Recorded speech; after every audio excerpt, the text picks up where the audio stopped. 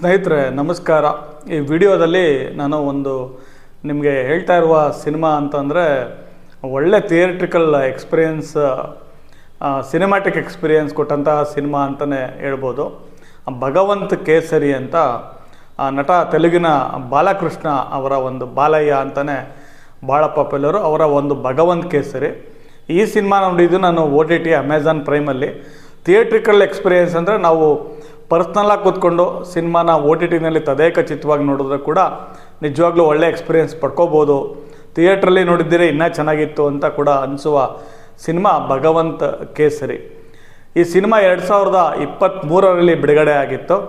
ಸಾಕಷ್ಟು ಜನ ಅವಾಗ ನೋಡಿದರು ಥಿಯೇಟ್ರ್ಗಳಲ್ಲಿ. ಆದರೆ ನಾವೆಲ್ಲ ಕನ್ನಡದಲ್ಲಿ ಬಂದಾಗ ನೋಡಬೇಕು ಅಥವಾ OTTಲಿ ಬಂದಾಗ ನೋಡಬೇಕು ಅಂತ ಕಾಯ್ತಾ ಇರ್ತೀವಿ. ಯಾಕಂದರೆ ಎಲ್ಲ ಸಿನಿಮಾನು ಥಿಯೇಟ್ರಲ್ಲಿ ನೋಡೋಕ್ಕಾಗಲ್ಲ. ಆ ಕಾರಣವಾಗಿ ಈ ಸಿನಿಮಾ OTTನಲ್ಲಿ ಅಮೆಝಾನ್ ಪ್ರೈಮಲ್ಲಿ ಟ್ರೆಂಡಿಂಗಿಗೆ ಬಂತು. ಯಾಕೆ ಟ್ರೆಂಡಿಂಗಿಗೆ ಬಂತು? 2023ರಲ್ಲಿ ಬಿಡುಗಡೆ ಆಗಿದ್ದ ಸಿನಿಮಾ ಅಂದರೆ ತಮಿಳಿಂದ ಒಂದು ಸಿನಿಮಾ ಜನನಾಯಕನ್ ಅಂತ ವಿಜಯ್ ಅವರು, ದಳಪತಿ ವಿಜಯ್ ಅವರು ಹೀರೋ ಆಗಿರೋ ಒಂದು ಸಿನಿಮಾ ಬರಬೇಕಿತ್ತು. ಆ ಟೈಮಲ್ಲಿ ಅದು ಬಿಡುಗಡೆ ಆಗ್ತಾ ಇರಲಿಲ್ಲ. ಆ ಟೈಮಲ್ಲಿ ಟ್ರೈಲರ್ ಏನು ಬಂದಿತ್ತು ಆ ಜನನಾಯಕಂದು, ಅದನ್ನು ನೋಡಿದಾಗ ಭಾಳ ಜನ ಇದು ರೀಮೇಕು ತೆಲುಗಿನ ಭಗವಂತ ಕೇಸರಿ ಅಂತ ಹೇಳಿದ್ರು. ಆ ಕಾರಣಕ್ಕೆ ಜನ ಎಲ್ಲ ಭಗವಂತ ಕೇಸರಿ ಸಿನಿಮಾ ನೋಡೋಕ್ಕೆ OTTನಲ್ಲಿ ಶುರು ಮಾಡಿದ್ರು. ಸೊ ಕ್ವೈಟ್ ನ್ಯಾಚುರಲಿ ಅದು ಟ್ರೆಂಡಿಂಗಿಗೆ ಬಿತ್ತು. ನಾನು ಅದೇ ಸಮಯದಲ್ಲಿ ಸಿನಿಮಾ ನೋಡೇ ಬೇಡ, ಅದ್ರ ಬಗ್ಗೆ ಒಳ್ಳೆ ಮಾತು ಕೇಳಿದ್ದೆ. ಅದಕ್ಕೆ ರಾಷ್ಟ್ರ ಪ್ರಶಸ್ತಿ ಕೂಡ ಬಂದಿತ್ತು. ಸೊ ಹಾಗಾಗಿ ಅದರಲ್ಲಿ ಒಳ್ಳೆ ಮೆಸೇಜ್ ಕೂಡ ಇದೆ ಅಂತ ಸಿನಿಮಾ ನೋಡೋಕ್ಕೆ ಶುರು ಮಾಡಿದೆ.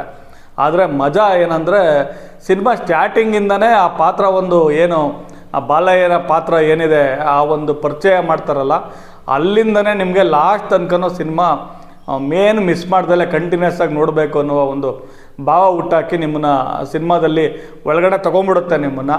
ಸೊ ಇದರಲ್ಲಿ ಆ ಪಾತ್ರ ಏನಿದೆ, ಆ ಪಾತ್ರದ ಬೆಳವಣಿಗೆ ಏನಿದೆ, ಅವರ ಡೈಲಾಗ್ಗಳೇನಿದೆ ಎಲ್ಲ ಕನ್ನಡ ಡಬ್ಬಿಂಗಲ್ಲೇ ನಾನು ನೋಡಿರೋದು. ಭಾಳ ಚೆನ್ನಾಗಿದೆ, ಒಳ್ಳೆ ಎಂಟರ್ಟೈನ್ಮೆಂಟ್ ಸಿನಿಮಾ.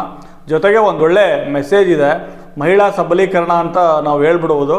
ಆದರೆ ಹೆಣ್ಮಕ್ಳನ್ನ ಯಾವ ರೀತಿ ಬೆಳೆಸಬೇಕು, ಈ ಉಪನ್ಯಾಸ ಇದೆ ಅಲ್ಲಿ ಸ್ಕೂಲ್ ಕಾಲೇಜ್ ಫಂಕ್ಷನಲ್ಲಿ ಬಂದ್ಬಿಟ್ಟು ಬಾಲಯ್ಯ ಅವರು ಮಾತಾಡೋದು, ಆ ಪಾತ್ರ ಮುಖ್ಯ ಪಾತ್ರ ಮಾತಾಡೋದು, ಗುಡ್ ಟಚ್ಚು ಬ್ಯಾಡ್ ಟಚ್ಚು ಬಗ್ಗೆ ಎಲ್ಲ ಭಾಳಷ್ಟು ಜನ ಪೇರೆಂಟ್ಸ್ಗೆ ಅದನ್ನು ಅವರು ಹೇಳಿದ್ದಾರೆ. ಈ ಮೂಲಕ ಒಳ್ಳೆ ಸಿನಿಮಾ ಹೆಂಗೆ ಕೊಡ್ಬೋದು ಅನ್ನೋದನ್ನು ಕೂಡ ನಿರ್ದೇಶಕರು ತೋರಿಸಿದ್ದಾರೆ.